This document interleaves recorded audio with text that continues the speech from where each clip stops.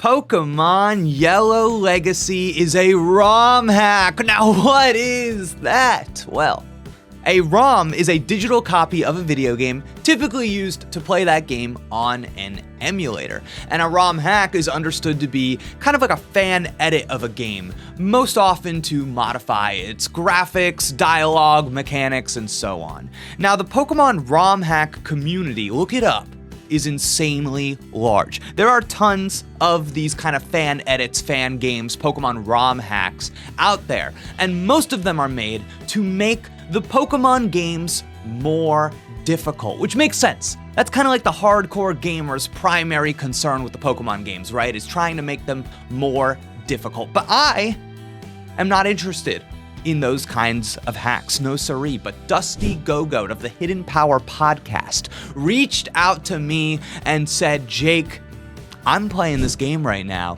called Pokemon Crystal Legacy, and I think you'd like it.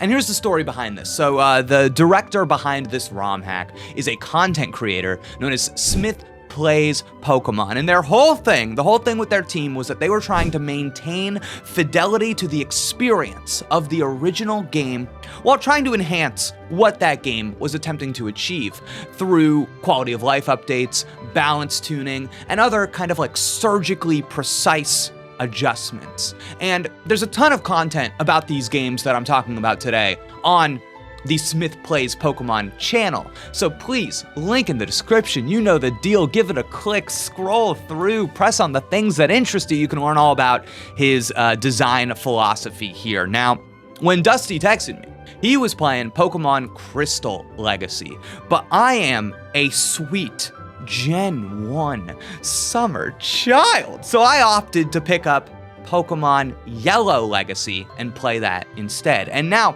having completed the game, I really believe that I have discovered the definitive Gen 1 experience in 2024 for me. So I want to talk about why I like this ROM hack so much, Pokemon Yellow Legacy. So I'm going to do this in two parts of this video.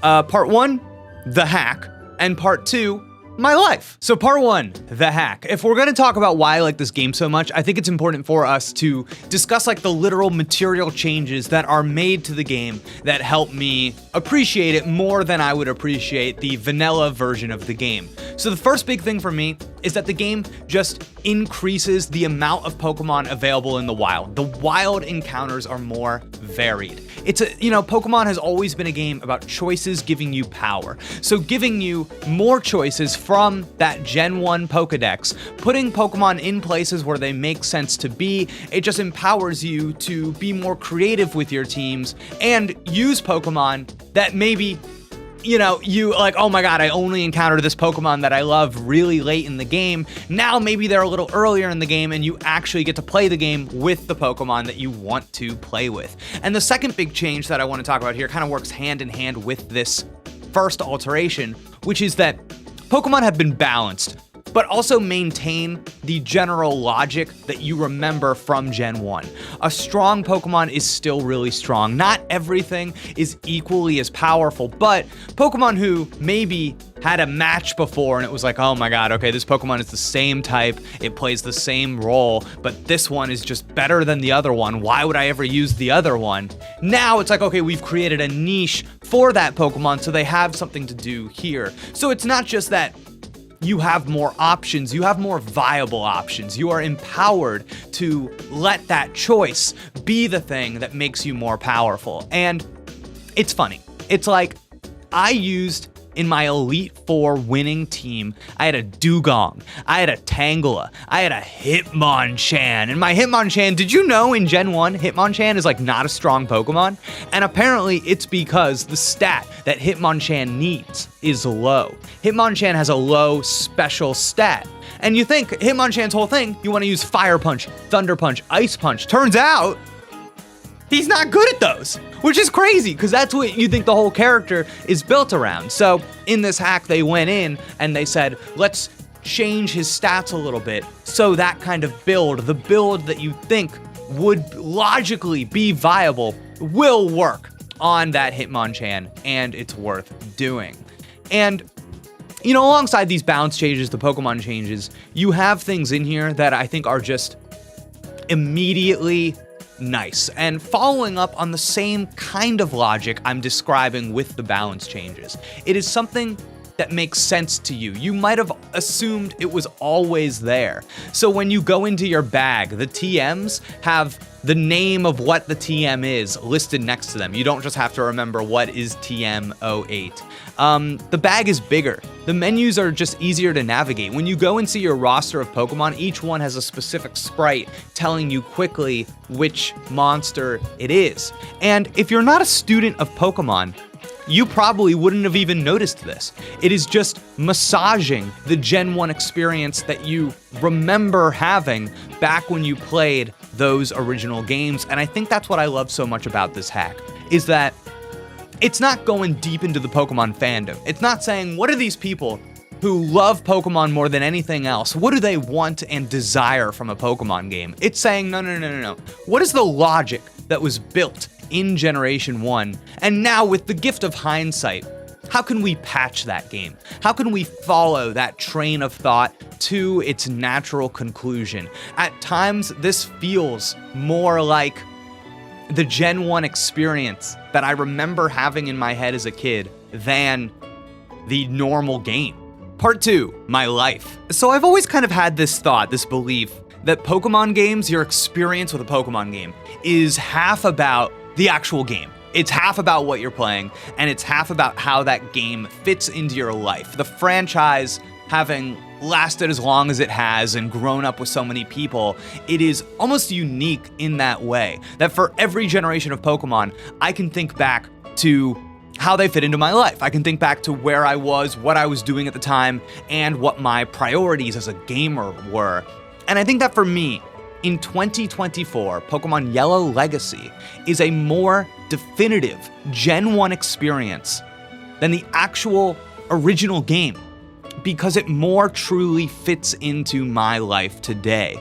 And it's funny, I can imagine so many people watching this video maybe being like, well, Jake, you're not really playing Gen 1. You're playing a ROM hack, so it's not real.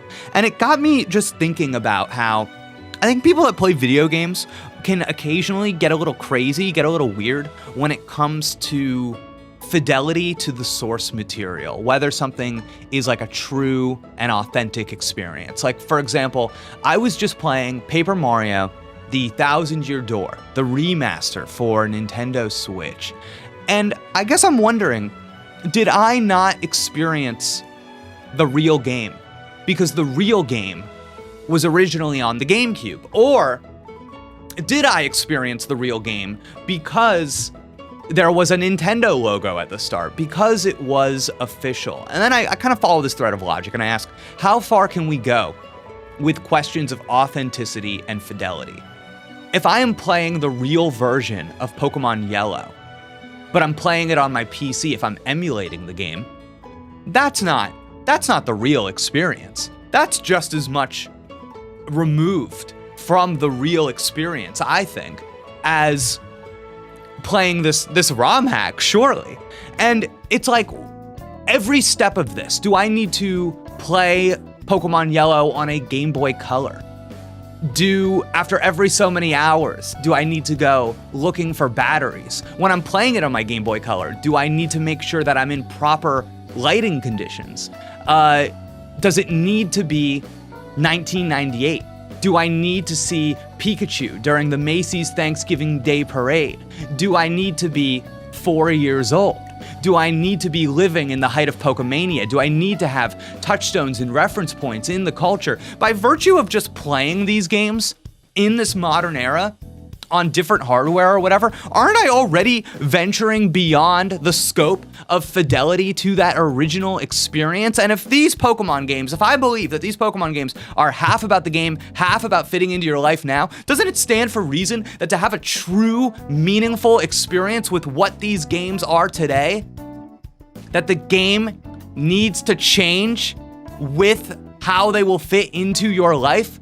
Because I need it to be different than what I needed when I was a kid, going on trips with my mom, going on errands to the grocery store, to the furniture store, sitting down, playing Pokemon on my Game Boy. Different from trying to steal a little bit of light so I could play it under the covers at night. I have different priorities now. I need the game to fit into my life in a different way. So not only am I changing my setting, I think it stands to reason that we need to change the game to get what we want most out of it properly and truly. So half of this is about the hack, right? Half of this is about what is the game change to fit my priorities now? And then I think the other half is how am I changing the game in my life to make it fit in with who I am now? And a big thing that I've got going for me with this game, with playing Pokemon Yellow Legacy, is that I'm not playing it on a Game Boy. I'm not playing it on PC. I'm playing it on something that makes sense for me in 2024. Let me show you. So what you're seeing here is a Miyoo Mini Plus, a device ostensibly made so that you could play ROMs on it. So, you know, this device is small. It is pocketable. It is easy for me to manage in my real daily life. Taken out of my pocket, I feel like I have a personal relationship to it. The way that I maybe did like my Game Boy Color when I was a kid. It is like a modern incarnation of that relationship, I think, of what it could look like in 2024. And again, it's small, it's got like a nice, fairly modern screen, and best of all, if you're playing the game, you're playing Pokemon Yellow Legacy, you're having fun, but you're thinking to yourself, man, I am an adult, I just don't have time for these Pokemon games the way that I did. Don't worry, buddy, you press a couple buttons together, and all of a sudden you are in fast forward mode, just speeding the game up. And I think it's funny, like, I'm not somebody who looks at Gen 1 Pokemon games and is like, oh man, those are too slow. Those are prohibitively slow. But then I found I was able to so much more keenly enjoy the game the way that I wanted to, and in a way that just, again, made more sense for me now by turning that baby up. So I'm including this whole kind of discussion about the device that I played this game on in this video because I think it's important. Because I am somebody, if I think half of Pokemon is the game, half of it is how it fits into your life, this is actually very important. And there's a degree to which I wonder when people try to revisit these games. They go back and they say, oh, Gen 1 isn't good, Gen 2 isn't, you know, whatever. I don't know. However these opinions form, I do wonder if it's largely because people are doing it wrong. People are trying to emulate, they are trying to capture, they are trying to have fidelity to the source material, but they're playing these games in a way that they were never really built for that environment. Maybe they're playing them like on a PC, so they're attached to their computer, they're always sitting down doing it that way. That's the ritual of playing these games. They were supposed to be handheld games. They were supposed to be games that you took with you and had a personal relationship with. And I wonder how much that stuff infiltrates people's minds and gets them away from what they are supposed to be enjoying. But even just having this on the screen, I'm like a little drawn in. There's something about this. Is this tantalizing to you, the viewer? And I think ultimately what this was able to accomplish that made me so happy to revisit and play Pokemon Yellow again was that I got to go in and remember and reminisce about why I freaking love Gen 1 so much. Going up to NPCs, what little flavor text they give me. I love the idea of visiting the Pokemon region, the generation of Pokemon games before Pokemon knew what Pokemon was. I was like falling down these rabbit holes of like, you know, these great sequences in the game, from just the order of the gym leaders to things like the Pokemon Cemetery, where you have that whole like side quest about Pokemon that have actually died. And I love thinking about this generation of Pokemon that was like, okay, we have Ghost type. We have Ghost type. We have to explain what that is. People are gonna be weird if we just have a type called Ghost. They're gonna have questions. So we need to put a Pokemon Cemetery in the game. We have to be explicit about it. Like this kind of stuff is what I love. And it contributed so much. I feel like Pokemon Yellow Legacy was the perfect on-ramp to me, again, appreciating everything Gen 1 has to offer. So in 2024, this is the best way to play Pokemon Yellow, baby. Thanks for watching. See you next time.